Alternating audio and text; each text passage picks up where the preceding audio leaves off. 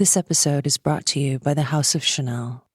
Join us for Chanel Connects, the Venice Biennale edition. We've taken up residence in Italy to introduce you to the artists, curators, thinkers, and makers behind the world's most important exhibition of contemporary art. Guests include actress Vicky Krieps. I've been trying to push myself to a place where I let go. Artist Julien Creuset. My studio looked like a secret kitchen. And renowned gallerist Sadie Coles. The main thing is to keep your ears open.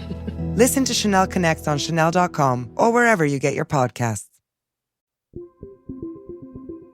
We wanted to reawaken garments in our permanent collection through the senses. So when a garment enters the Met's collection, its status is changed irrevocably. It can't be worn anymore, it can't be smelled, it can't be heard, it can't be touched. I'm William Van Meter, and this is The Art Angle, a podcast from ArtNet News. There is a lot to unpack in the Met's new Costume Institute show, Sleeping Beauties, which opens on Friday, May 10th. It's about nature and the cycle of life, and as it turns out, there's a lot about death. It also touches upon chemistry, biology, mythology, and so much more, all told through fashion. Added to this litany of themes, the show also tells the story of the Met and the goings-on behind the scenes. It's about how archived garments are preserved and how they are disintegrating. It's not just about clothes, but about how they were worn and who wore them. It tells the story of us. It's a visceral exhibition of over 400 years of fashion that engages the senses. It can be a heady experience. There are the sounds of waves crashing, and birds calling, and poems being read aloud. There is textured wallpaper you can touch, and courtesy of the German artist Sissel Tallis, wallpaper you can scratch and sniff, and tubes you can snort. Frankly, this portion of the exhibit kicks like a mule and is unforgettable, with scent being such a powerfully triggering memory force. Sleeping Beauties was curated by this week's guest, Andrew Bolton, the head curator of the Anna Wintour Costume Center at the Met, who previously helmed such blockbusters as Alexander McQueen, Savage Beauty, China, Through the Looking Glass, and Heavenly Bodies, Fashion and the Catholic Imagination, which were some of the most visited exhibitions in the museum's entire history. Today's fashion exhibit-heavy museum landscape has a lot to do with Bolton's successes. But with his trained anthropologist's eye, he never fails to zero in on the intellectual and human connotations in the garments. Hi, Andrew. Thanks so much for joining us on The Art Angle. Oh, thank you for having me. So first of all, I just wanted to jump into the theme for the show is pretty complex this year. If you could just describe that for us, what's your elevator pitch for it? Yeah, oh my gosh, it's a bit more of a phrase elevator pitch. So it's a show that's based on our permanent collection. So we haven't done an exhibition since about time, Fashion and Duration, which was 2020, I think, in which the whole exhibition was based on our collection. We wanted to reawaken garments in our permanent collection through the senses. So when a garment enters the Met's collection, its status is changed irrevocably. It can't be worn anymore, it can't be smelled, it can't be heard, it can't be touched. The only sense you're left with really is the sense of sight. And that's actually enhanced in terms of the fact that we were able to focus on techniques and on embellishments, on the construction, but all the other senses are compromised. So the idea for the exhibition was to somehow bring back those senses and bring back the sensorial qualities of dress, and also to bring back our sensorial experiences of dress. It's interesting that you say that because that means it also kind of tells the story of the museum as well and of what the Costume Institute is, looking at these artifacts and that they are locked away and that they aren't closed anymore. And I think that a lot of what this show does is makes you analyze these things and analyze how they are closed and how they do move, and like you use all this technology. So that's why I wanted you to explain the theme, because it's so complex, because it touches upon nature, but it also touches upon mythology and technology, and there's birds and there's fish, and it's very, very complicated. And I think, of course it's fashion, it's going to be beautiful, but fashion doesn't always have to be beautiful. And I think that, you really do pick a lot of things that are aesthetically very, very pleasing. It's kind of a breathtaking assemblage. Oh, thank you. You were right, is what you said earlier, in terms of the status of clothing. They become artworks in a way, like lifeless artworks in a way. And the intentionality behind the object is muted in a way. How I started off the exhibition, I had the idea of reawakening garments in the collection. And initially, I was gravitating towards sort of masterpieces, so pieces that I love and that I've always wanted to see reawakened. We have a mantua from the 1770s with a side pannier that measures almost 7 feet wide. So the idea of how women actually navigated space in the 18th century, having to go through a doorway sideways. I always wanted to sort of resurrect something like that. But as I began to sort of look at the storyboard, there was no connection beyond the fact that they were just incredible objects. There was no connection. And I was really struck by how many garments we have in our collection that are inspired by the natural environment. And the more I thought about it, the more I thought, gosh, nature actually is the ultimate metaphor for fashion in terms of its rebirth and its renewal, the cycles of fashion, the cycles of nature, but also ideas of ephemerality, ideas of impermanence and transience. So I felt that this idea of the ephemerality of fashion was mirrored in nature, because part of the exhibition was focusing on garments that are so fragile that they can no longer be displayed on a mannequin. They have to be laid flat in cases because they have something called inherent vice. It's such a great term. An inherent vice is a quality that's intrinsic to a garment that in a way is the very cause of its ruin. It's almost like a form of self-destruction. I felt that nature sort of tapped into this idea of this ephemerality and this impermanence. Inherent Vice, it sounds like an action movie. It does, I know. Yeah. I was also struck that there's garments that look like flowers or some that reference fish and a lot of insects, but there's also clothes that incorporate the natural world. Like, for instance, like the Simon Costin necklaces that use rabbit skulls and bird talons. So I found that fascinating. That's also a designer I hadn't heard of before. Yeah, Simon Costin, that's one of my favorite pieces in the show. We have 2 pieces by Simon. The one you're referring to is called the Memento Mori necklace, which we had in the collection since a show I did called Anglomania, which I think is 2005. And we collected it for that exhibition. And as you say, it's made out of turkey claws and we have rabbit skulls. And it has an inherent vice in terms of the fact that it has something called jet disease, which is an inherent vice. One piece I always wanted from Simon was a neck piece called The Nightingale and the Rose that was inspired by Oscar Wilde's short story, a tragic story about a nightingale committing suicide to get a red rose for a student to give to his sort of girlfriend. She was a very capricious girlfriend. A rose wasn't enough eventually, but it's a tragic story. And Simon created this wonderful neckpiece, which is made out of brass thorns with a taxidermy nightingale in the middle of it, almost as if it's crucified on the brass thorns. And in that particular case, we're calling them all case studies. And that particular one is called The Nightingale and the Rose. That's in the middle of the gallery. And it's surrounded by a sort of horror show of hats that incorporated taxidermy birds from the late 19th century through to the mid 20th century. And birds have been very inspiring for fashion, but at the same time, they've also been one of its casualties. And it's like an amphitheater of these sad, poor birds that have been sort of sacrificed for fashion. And we've x-rayed them. So you see the bones and you see the beaks and you see the eyes. It's just so poetic walking into a space, seeing this necklace. And then we have Elizabeth Debicki actually reading Oscar Wilde's short story in the gallery. So it's very melancholic, the exhibition, I have to say, when you walk through it. And I think nature is melancholic. It is, it's beautiful, but it's also cruel and, it's nature. Absolutely. And I think that underlies many of the case studies. There's another case study, which is just before you get to Simon's Nightingale and the Rose, in which we have a jacket by Alexander McQueen from his Birds collection. And that collection was directly inspired by Hitchcock's The Birds. McQueen loved that film. And in that particular gallery, we want to sort of capture the sort of fear that film really did sort of portray with the idea of the sound and the birds flying around. So in the middle, we have Alexander McQueen's jacket. And on this dome ceiling above, we have swallows flying around. You start off by having 1, 2, 3, 4, and then suddenly the whole dome is filled with birds. And we were able to find the original soundtrack from the Hitchcock's movie, The Birds, in an archive in Berlin. So when you walk into the space, you're actually hearing the soundtrack from Hitchcock's The Birds. Wow. That must have been a hard hunt to find the original soundtrack in Berlin. Tell me about that journey. He talks about it in a series of interviews. So we were able to trace it back to Berlin. But what's fascinating is the fact that he recorded birds flapping, but he also almost an early form of digitization. it's sort of enhanced and there's one flap, and it's an extraordinary sort of melange of technology that was really ahead of its time in that period. So it seems a little antiquated now when you walk in because of where we are with technology, but it still has that sense.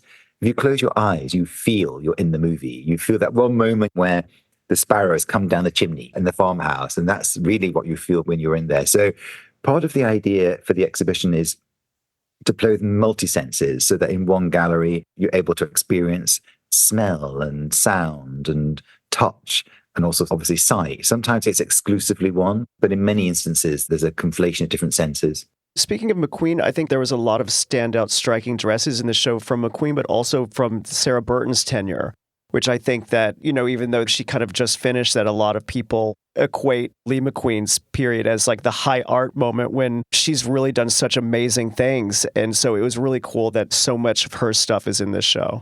It's extraordinary. Sarah wasn't as dark as Lee. There was a darkness to Lee that came across in his clothes very powerfully. That was part of his brilliance, is that he was able to affect and evince these visceral emotions from you. Sarah is much softer. She shares the same interests as Lee. Nature was a huge part of Lee's work, as it is with Sarah's. So there are themes, but how she approaches it is gentler, not as dark, but the craftsmanship is absolutely extraordinary.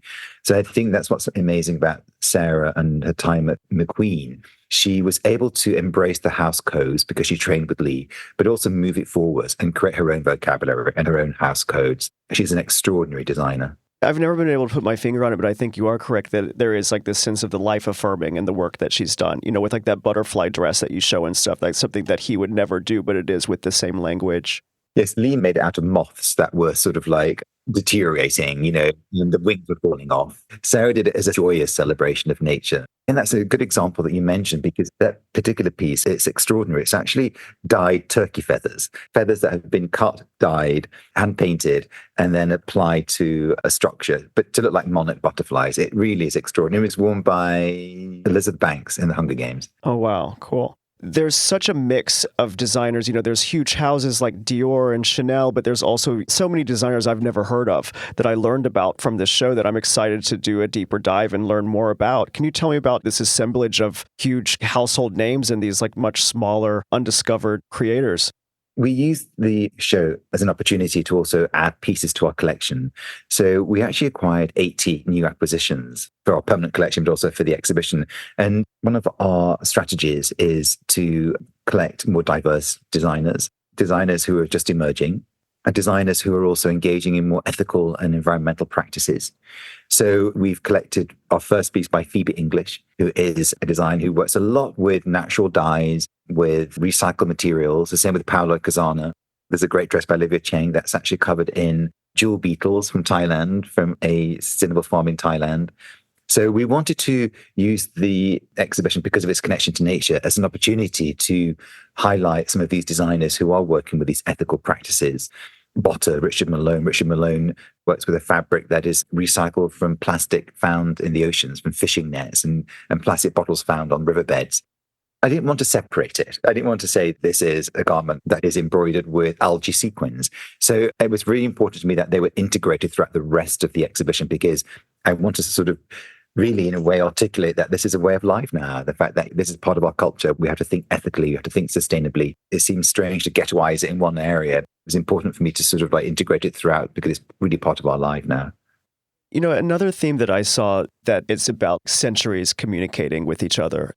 You have stuff that is from spring, summer 2024. And then there's items that I glance at and I think, oh, that's like a Christian Lacroix jacket from the 1980s, but it's really from the 17th century. And that it kind of shows like the commonalities and how not just trends carry over, but ideas, and how we just keep repeating ourselves, and just the story of us. And if you can talk about that for a moment. Again, it was important to us. Part of that was to focus on fashion cycles, the idea of the cyclicity of fashion, but also the cyclicity of nature. We're reawakening garments, through touch, through smell, through hearing, through movement in some cases. But another way that we're also reawakening garments is through interpretation, and through juxtaposing a historical garment with a contemporary garment that's been inspired by it, sometimes directly. You mentioned the small jacket that looks like it's Christian Lacroix, and it's actually from the early 17th century. And Karl Lagerfeld for Chanel did a dress that was directly inspired by the embroidery of that particular jacket. So having them side by side, it's another way of reawakening the historical context. In a way, we've always tried to do that in our exhibitions where we juxtapose historical and contemporary pieces. There's a sort of odd energy that when you look at them, it's almost as if the historical piece informs the contemporary piece enlivens the historical piece. But there is this sort of like almost electrical current when you see them together. And it's also a way of younger visitors who may be unfamiliar with the early material. It gives an access into history in a way. So yeah, it was part of the strategy. One of the reawakenings is reawakening conceptually and through interpretation. There's a lot of florals in the show. And, obviously floral is something with dresses and fashion that is perennial and will go on forever. It must have been hard to narrow down what you showed. What were your criteria for that? Part of it was just recurring motifs in our collection. But also, I wanted to focus on the symbolism of flowers and the changing symbolism of flowers. So I chose a poppy. We have some extraordinary examples of designers engaging with the poppy. But, the poppy as a symbol has often been associated, really since sort of classical times, the idea of death and mortality and blood. And there's one particular dress by Pacan, and it's extraordinary. It's printed with these tiny poppies that look like drops of blood. And then we have these appliques at the chest and the hem that look like they're almost blood clots. It's a beautiful dress, but what's extraordinary about it is that it was made just before the outbreak of the Second World War. So it has this sort of like very prophetic feel to it. So in that particular gallery, we commissioned Nick Knight, the artist, to do this poppy that's slowly bleeding over a period of time. Then we have Morgan Spector that is reading the famous poem In Flanders Fields, which is all about the death of warriors during the death of soldiers in the First World War. So a lot of it was trying to pick up on the symbolism and sometimes the contradictory symbolism of flowers. The rose is another example. We start off that whole section with Gertrude Stein's, the tautological line of roses, the roses, the roses, the rose. And I love that because it's almost as if by repeating it again and again and again, she manifests the rose. So in that particular case, the rose is about life and fertility and sexuality and romance, but it's also about death. So in that gallery, we have 3 examples of living rose dresses. And then we have one of our Sleeping Beauties, which is a dress by Lanvin, that the tulle is so fragile, it's lying flat. And we brought that back to life by smell. So we work with an incredible artist called Cecil Tollas, who has an apparatus that is able to collect the smell molecules of garments and recreate them. You think you're going to smell roses, you're not. You're smelling the olfactory history of this garment, the wearer, the fragrance she wore, her natural body odors, what she ate, what she drank, what she smoked, and also where that dress has been, the environment has been in. So you're smelling the life history of an object. So the rose was about life and death, but it's also a nice way to talk about these bigger ideas of living objects. Does that mean like they're actually kind of like piped into the room so like the person can smell? Absolutely. It's optional. It's optional. Okay. So if you want to smell the perfume and sweat of Denise Poirier, who wore one of the dresses, you don't need to. But there's 4 rooms, I would say, where we focus on scent. And there's different display methodologies in which you can experience it. One of the most fun ones is the actual wall. So we have a wall where we have nano paint with the smell of 3 particular dresses. So if you rub your hand on the paint, it activates the scent. It's a very intimate and very personal exhibition, but it's also very participatory. We deliberately showed some garments lower on the ground, so people have to bend down, or children can appreciate them more.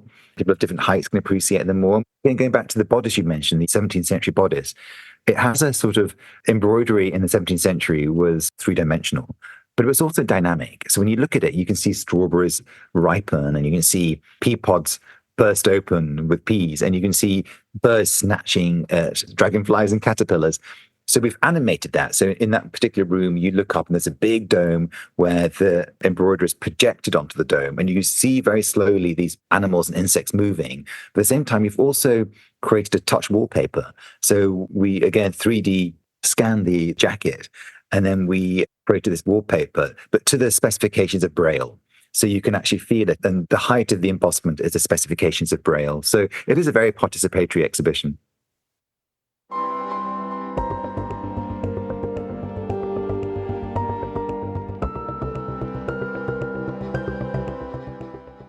These are pretty profound strains intertwined in this. Was this always from the beginning that you had this life and death, this kind of grand crescendos and symphony of life was within this theme, or did this kind of develop as you were assembling this? I think it became more consolidated. It was always there. And I think overlaying it with nature and nature being the through line made it more melancholic in a way because of, how we discuss it's like these ideas of life and death and renewal and rebirth. So that added another layer to these very profound themes that we're dealing with in the exhibition. So you walk into the one room, which is called the garden. And again, we have another sort of literally dying in front of your eyes. It's a coat that was made by Jonathan Anderson for Loewe. And it's a coat where he had planted seeds into it, oat grass, chia seeds, and they grow over a period of a month and then they die. So that's an object that literally dies in front of your eyes. McQueen would love this exhibition, I'm sure, because there's so much darkness to it, but it's also incredibly light. But yeah, I suppose it's a very complex exhibition. So the garments are within the Met's permanent collection. Where is that? Where does that live or remain in stasis? Yeah, the majority of it lives in the building, actually just 3 doors down from where I am at the moment, in an environmentally controlled, temperature controlled, humidity controlled, light controlled environment. That's where our sleeping beauties usually sleep. But it was interesting. I was looking at one particular garment. It's actually an extraordinary dress by Christian Dior called Venus, that since we acquired it in 1953, I believe, it's had 9 lives. It's been like a cat. It's been in 9 different exhibitions and 9 different interpretations. But for the rest of the time, it sleeps in a drawer in tissue paper that's also covered with a linen wrap. In a way, you think about how the reason why it will remain forever beautiful and forever young, because it won't age. We're keeping it sort of, in a way, alive just by caring for it. So there is that aspect of what we do. A big aspect is the preservation and conservation of the garments in our care, but also our responsibility is also to show them to the public and to reinterpret them for the public. And you mentioned that you acquired new things for the show and for the permanent collection. Were there any designers that you learned about or anything that you discovered in the archives? You've been there for many years, but I assume the archives are quite massive. Yeah, there was a couple of things that you may have seen in the catalogue. There's 2 garments. I included a garment by Dracol in a show I did called About Time 3 years ago. And I looked at it again, mainly because of its motifs. Before it was about the silhouette. It had a particular silhouette from 1912, very specific silhouette with these conflated panniers. But this time I was looking at it through the iconography, and what I discovered was a small, almost a sachet at the chest, almost like potpourri, when you see those sort of potpourri sachets in your linen drawers. And so it was a small sachet that she had just at her chest that she obviously had put in roses and different sorts of flowers.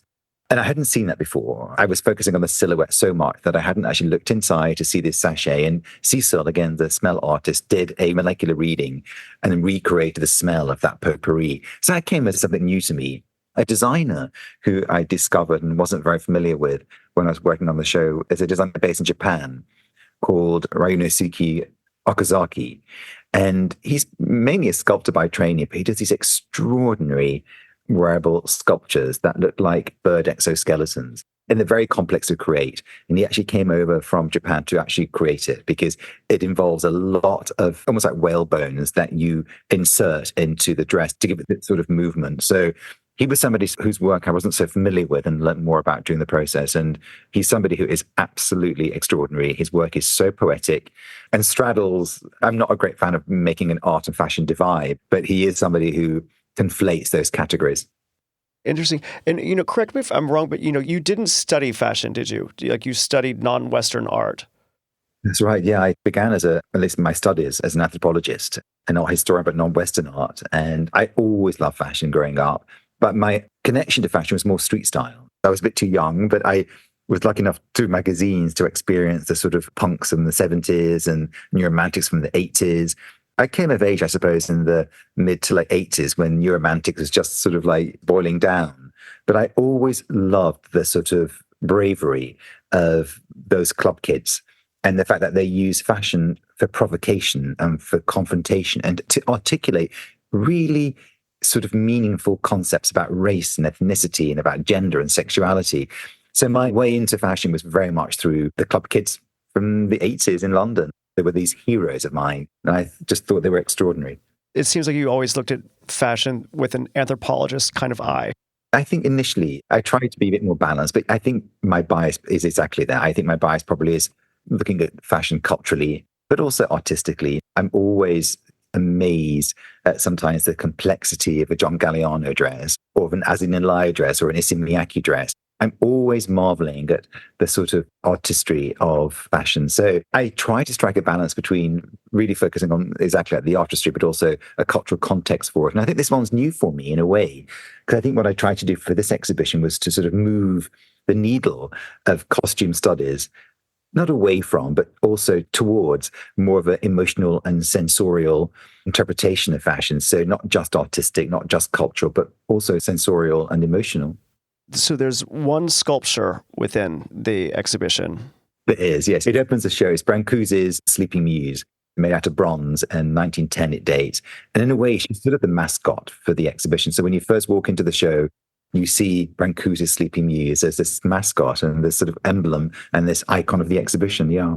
Tell me about how she became the figurehead. Well, I mean, I've always loved it. And she belongs to the modern and contemporary department. And the curators very kindly lent it for the duration of the exhibition. It's just the head. The head's actually reclining, lying down. And I felt as if it just really summed up and was the sort of epitome of what the whole exhibition's about, which is this idea of reawakening garments that have been in slumber for sometimes many years and reawakening them. So I felt she was this ultimate sort of symbol for what we were trying to portray in the exhibition. One thing I was just thinking about was the preponderance of fashion exhibitions at museums in general. Do you ever think, like, what hath I wrought? It seems like kind of like a reactionary to the Costume Institute being such a hit. I just can't go to a museum now without there being like fashion is like 75% of their calendar now, it seems. And do you go to them? I do go to them, and I love the fact that more and more and more museums are displaying fashion and very differently, often and in very different approaches. I don't know, I sort of feel, to me, it shows you how central fashion is to our life. So central to the idea of the contemporary. Fashion is one of the most democratic and in a way accessible of the art forms. We all wear it.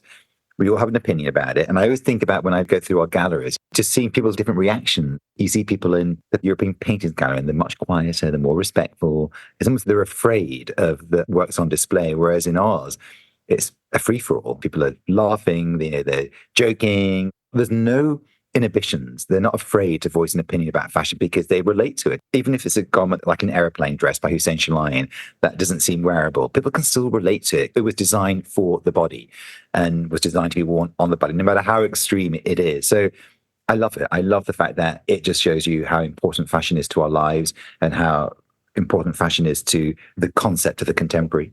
You say that you kind of got into fashion in the first place from street style as a kid and stuff. Are you still, affected by the street and like what you see? Is that kind of where the germinations for your ideas for exhibitions come from, is from what you see walking around and just experience in life? Definitely. Inspiration comes from anywhere. We did a show called Carl Lock about a line of beauty last year. And I happened to be walking through a gallery, first gallery actually, which had a group of fur coats by Lagerfeld. And there was a note on the plinth saying, "Please do not touch." And there was a small girl there, I don't know, she must have been about 9 or 10. And she said to the security guard, "What happens if I touch it?" And the security guard put his hand out and set off this piercing alarm. And I thought, yeah, to a young visitor, clothing is inherently tactile. It's asking to be touched. And so part of the exhibition is also, she's going to be our patron going forward. So part of it is like to sort of look at this museum etiquette that seems so strange to the outside world. And the fact that fashion, more than any other art form, changes its status. More than a painting comes into the museum, you put it on the wall, it's still the same thing, you're still looking at it. But with fashion, it changes so dramatically. It's the fact that fashion touches all of our senses that is the reason why that status is changed so radically. So part of that was really stemming from that young girl. It was so odd for her. And it's like, yeah, it is odd, because in the real world, outside the museum, you can touch it, and you can wear it, you can smell it, you can hear it. One thing, I don't know if this is factored into the show, but in the catalog, I love the part where you talk about the scroop, which I learned, which is a portmanteau for scrape and whoop, and as the French call it, frou-frou. And then it goes into the scientific analysis of this. I mean, you really do deep dives. Yeah, oh my gosh, I love it. I know it sounds like a garage band, doesn't it? But exactly what you said, a combination of scrape and whoop. And it's the sound of silk, basically, taffeta has a louder screw because it's finished in a particular way that makes it crisper. And in the 19th century, you would see adverts. The louder the screw, the louder the noise, the more expensive it was. So screw was a term that was marketed in the 19th century. And I've always been fascinated by the sound of fashion. I was always struck that when you would read novels by people like Henry James or Edith Wharton, they would invariably discuss the sound of fashion rather than the dress itself. So the idea of a ball gown scraping against a piece of furniture or the train trailing on the floor, and they would talk about it so beautifully. The idea of sound is so pivotal to our understanding of fashion, and also it's so sensual as well. So women in the 18th and 19th century, there was an etiquette around sound, in terms of how you can make yourself louder or softer depending on what you wanted to do. It was part of the art of seduction, was the idea of sound, and particularly in the 18th century. So I wanted to explore that. So we actually did a replica of the dress, and we found some taffeta that was a match to the 1770s dress that we have. Then we took it to an anechoic chamber at Birmingham University, and we recorded it. An anechoic chamber is a room that has no sound. So you're hearing scroop in its purest form. So it's much louder. It sounds like white noise. It's unadulterated scroop. No interference of echoes or electromagnetic waves. It's just amazing that you can go to Berlin to get birds. You can go to anechoic chambers to record scroop. That, you have license to do all these things. It's amazing. I'm very excited for this exhibition. You've done so many exhibitions now. It's like, does this stand out to you, like especially personal or special to you? This seems like a very big undertaking, even amongst all the big undertakings you've already done there. Every show I do, I have such a personal connection to. This one, I think, especially so, because I think it's the first time we've shown all of the skills and expertise of my colleagues in the department. You don't see it. You don't see how incredible our installation manager dresses a mannequin, or how extraordinary our conservators conserve and preserve garments, or how careful and again skilled one of our collection teams actually lay out fashion. So I think the reason why I'm so connected to it is it really does show all of the people behind this exhibition, all of their extraordinary skill sets, and how it literally takes a village to put on one of our shows, literally. But it's spotlighting our conservators, it's spotlighting our collections team, it's spotlighting our installation manager, as well as the curatorial team, which is also large. So it's a truly collaborative effort, and they always are. But this one, I feel you can see the collaboration, you can see the people behind it. And the previous shows, it's more invisible because it's done so quietly. We're loudly proclaiming and showing off the people we have in our department. Also connected to this kind of conversing between the centuries is the section on yellow, and it has dresses where it's like they're kind of similar. One will be hundreds of years apart. The connection is an ancient dye technique. I was completely unaware of this. That section is part of what we're calling the garden room. And basically, it's really a history of fashion through yellow and the changing silhouettes of fashion. And the reason we chose yellow was because it's actually one of the few plants that creates a dye that is the same color as the flower that it produces. It's a plant called the world plant, and it produces bright yellow flower. And in the 18th and 19th century, it was used to create yellow dyes before the introduction of aniline dyes in the mid-19th century. So there's 15 pieces.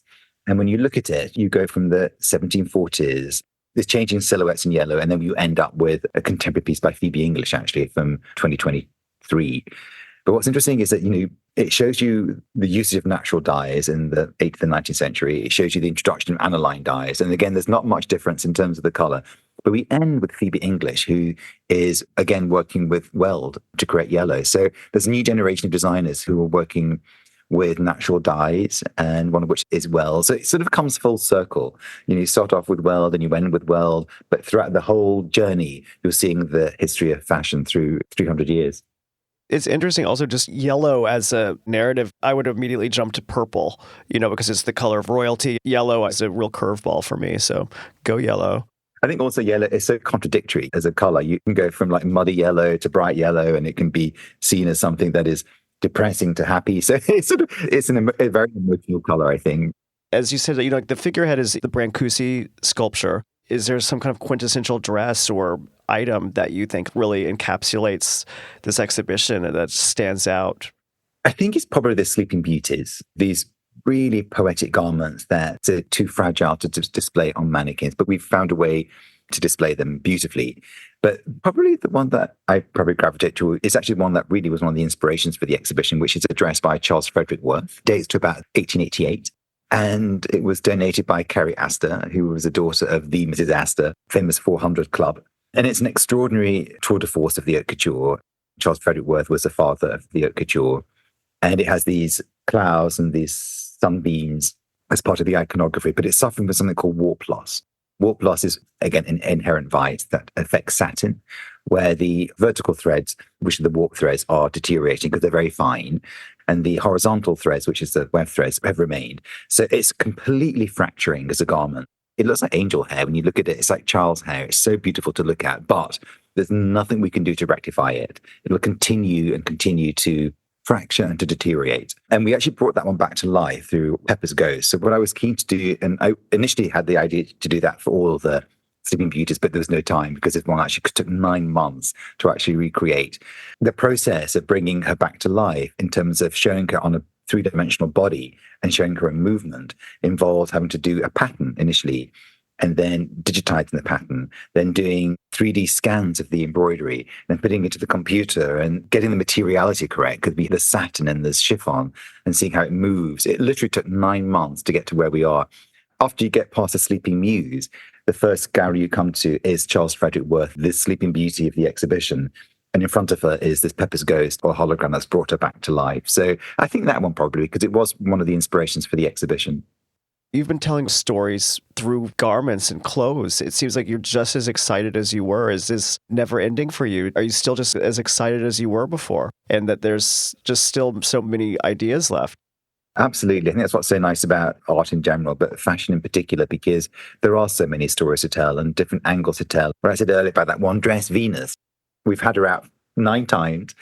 She was in 9 different shows. That one was about the hand and the machine. This one's about the sense. So she's brought back to life so many times just through how we interpret it and how we perceive it. And I love that about it. And I love that about museums. You know, sometimes you can walk past a sculpture you've seen for 10 years and suddenly the light catches it in a way that you haven't seen before. And then suddenly it comes to life and you see it through different eyes. And I love the fact that objects have this affecting presence that can really move you depending on your state of mind and depending on the time of the day or whatever. So yeah, I believe objects have an affecting presence. They have these inherent rhetorical power to move you. So yeah, I'm never tired of it. Wonderful. Well, thank you so much for joining us on the Art Angle today, Andrew. Thank you so much for having me. I really appreciate it. That's it for this week's episode. If you like what you heard, you can subscribe to the show on Apple Podcasts, Spotify, or wherever else you get your podcasts. Also, take a moment to rate and review us. It will help other listeners discover what we're doing. The Art Angle is produced by Sonia Manalili and Caroline Goldstein. Thanks for listening and see you next week.